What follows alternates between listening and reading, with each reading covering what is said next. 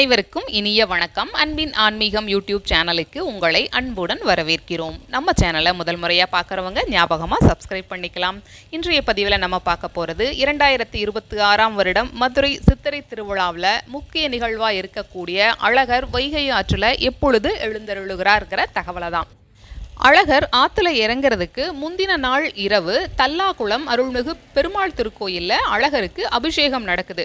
அபிஷேகம் முடிந்ததுக்கு அப்புறமா அழகருக்கு அலங்காரம், அழகருக்கான ஆடைகள், அலங்கார பொருட்கள் எல்லாமே ஒரு பெரிய மரப்பெட்டியில் இருக்கும்னு சொல்கிறாங்க. இந்த பெட்டிக்குள்ள சிவப்பு, வெள்ளை, பச்சை, மஞ்சள், ஊதான்னு பல வண்ணங்களில் பட்டுப்புடவைகள் இருக்கும். கோயிலோட தலைமை பட்டர் அந்த பெட்டிக்குள்ள கைவிட்டு ஏதாவது ஒரு புடவையை எடுப்பார். அவர் கையில் எந்த வண்ணப்புடவை சிக்குகிறதோ அதுதான் அன்றைய தினம் அழகருக்கு அணிவிக்கப்படுதுங்கிற தகவலை சொல்லியிருக்காங்க.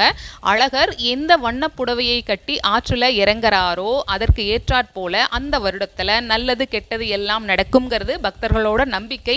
பச்சை பட்டு கட்டி வந்தாரு அப்படின்னா நாடு செழிப்பாக இருக்கும். சிவப்பு பட்டு கட்டி வந்தாரு அப்படின்னா போதிய விளைச்சல் இருக்காது, நாட்டில் கொஞ்சம் சிரமமான சூழ்நிலை இருக்குங்கிறது ஒரு நம்பிக்கையாக தான் இருந்துட்டு வருது. வெள்ளை மற்றும் ஊதா பட்டு கட்டி வந்தாரு அப்படின்னா நாடு இடைப்பட்ட நிலையில் இருக்குங்கிற தகவலும் சொல்கிறாங்க. மஞ்சள் பட்டு கட்டி வந்தாருன்னா அந்த வருடத்தில் மங்களகரமான நிகழ்வுகள் நடக்குங்கிறது நம்பிக்கையாக இருந்துட்டுருக்கு. இப்படி நம்பிக்கை இருக்கிறதுனால தான் அழகர் ஆற்றில் என்ன கலர் புடவை கட்டி வரப்போறாருங்கிறது மக்கள் ரொம்ப ஆர்வமாக எதிர்பார்த்துட்டு இருப்பாங்க.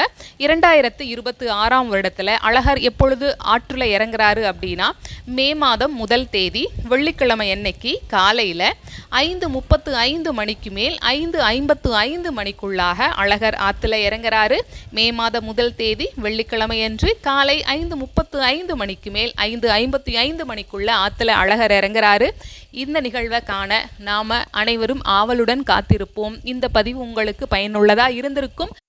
அழகர் ஆற்றுல இறங்கக்கூடிய நிகழ்வை நேரில் பார்த்தவங்க உங்களுடைய கருத்துக்களை கமெண்ட் பாக்ஸில் பதிவிடலாம். நன்றி, வணக்கம்.